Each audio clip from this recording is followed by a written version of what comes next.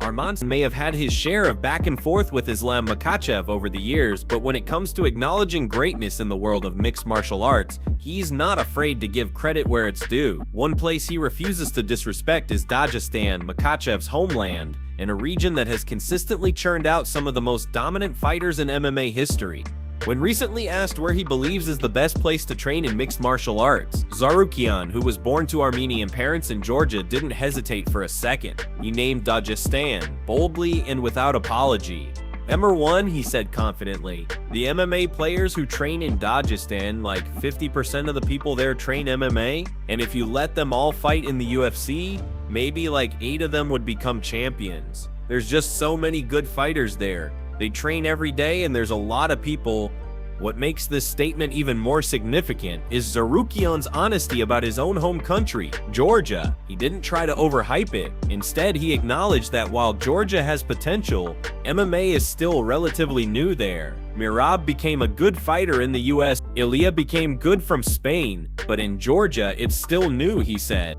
Tsarukyan continued, saying, I feel like Merab or Ilia, after they retire, they're gonna open good gyms there. Because in Georgia, we have some of the best wrestlers, some of the best judo guys, and strong boxing too. The people like sports. So in the future, Georgia could produce a lot of good fighters. This kind of insight from a fighter of Tsarukyan's caliber carries real weight. He's not just praising Dagestan because it's trendy, he's recognizing the years of development, discipline, and cultural immersion in combat sports that make the region so dominant. Dagestan's reputation is well earned. The list of names that have come out of that small region is incredible. Khabib Nurmagomedov, arguably one of the greatest fighters of all time, along with his cousins Usman and Umar, and of course Islam Makhachev, the current top contender and former champ. These fighters aren't just winning, they're dominating. But not everyone agrees, or at least not everyone's keeping quiet. Following his recent win over said Nurmagomedov at UFC Abu Dhabi, Bryce Mitchell gave a different take, said isn't directly related to Khabib, but the name still carries weight. After the fight, Mitchell took a little jab, saying send him to Arkansas for 2 or 3 years and forget about it. That comment stirred the pot a bit. Was it confidence, trash talk, or just pride in his own roots? Either way, the debate rages on. Who's building the best fighters? Dagestan? The US? Somewhere else entirely? Let us know what you think. Before moving to the next news, we have one quick request for you. We're constantly working on improving our content to earn your love and support. That's why we truly appreciate it. If you could take just a moment to leave a like on this video, subscribe to the channel, and hit the bell icon so you never miss an update. Your support really helps us grow and bring you even better content every single time. And of course, don't forget to leave your opinion in the comments. Let us know what you think we should improve next. Your feedback means a lot to us, and we're always listening.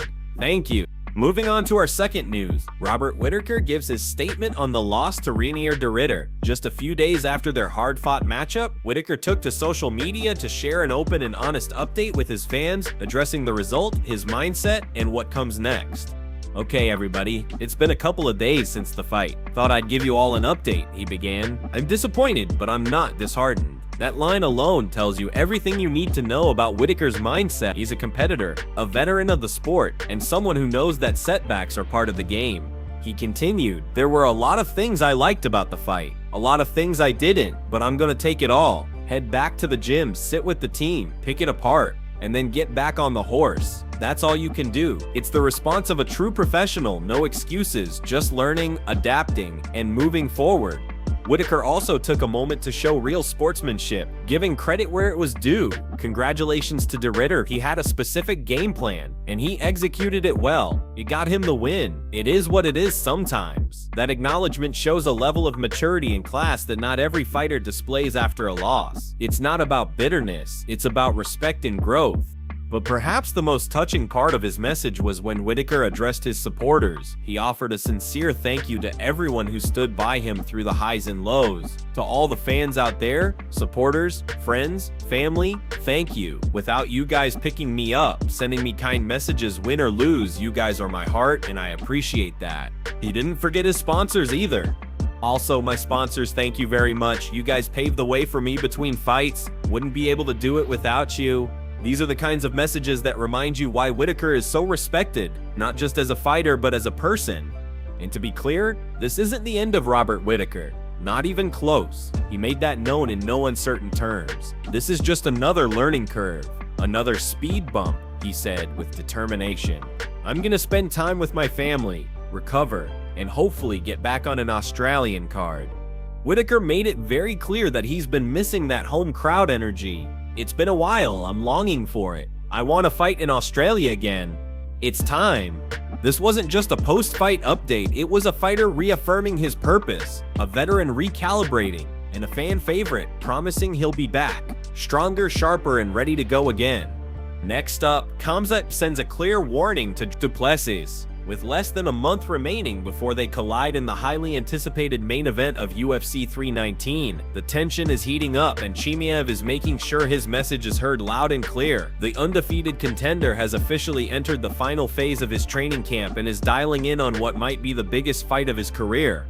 In a recent promo video filmed by the UFC, Chimaev looked fired up and confident as ever. With a steely intensity in his voice, he delivered a short but strong message. Feeling great. We are in LA doing training camp now. Last camp for the fight. Coming for Chicago. Everybody see you guys there. The message wasn't long, but it didn't need to be. The body language, the tone, the confidence, it all spoke volumes. Khamzat is ready, and he wants everyone, especially Drakus, to know it. While Chimaev is already in the United States, adjusting to the time difference, getting used to the environment, and putting the finishing touches on his game plan, Duplessis and his team are still abroad, wrapping up their preparations before flying to Chicago. That gap in timing could make a difference, especially when it comes to acclimating to travel stress and jet lag, a factor that many fighters overlook. From a betting perspective, Chimaev is the one getting the majority of the love from the fans and sportsbooks. As it stands, he's currently listed as a 200 favorite on FanDuel. That means bettors expect him to get the job done, and they're putting money behind that confidence. Meanwhile, Duplessis, despite holding the belt, is sitting as a positive 54 underdog. It's a surprising spread for a champion, but it goes to show just how highly people rate Khamzat's skills and potential. Stylistically, this is a clash of titans. Chimaev brings relentless pressure, a smothering wrestling base, and undeniable finishing power. Duplessis, on the other hand, is unorthodox, tough as nails and capable of turning any fight into a scrap. It's the kind of stylistic matchup that could either end quickly or turn into a gritty war, and nobody really knows which way it will go. But one thing is clear, Chimaev is coming with everything he's got. The way he's training, the way he's talking, the way he's already boots on the ground in the US, this is not a man who's coming to play around. With the clock ticking down, all eyes are on UFC 319. Will the hype around Khamzat finally meet its ultimate validation? Or will Duplessis prove once again that underestimating him is a big mistake? Either way, Chicago is about to witness something special. Now let's talk about another important update. Shara Bullet, one of the most exciting rising names in the middleweight division, was taken to the hospital following his recent fight at UFC Abu Dhabi. The reason? A broken nose suffered during the second round of his bout against Marc-Andre Barriault. The injury looked nasty, and it was clear even in real time that Shara had taken significant damage to his face. But despite the clear discomfort and visible swelling, Shara showed the kind of toughness that fans absolutely love.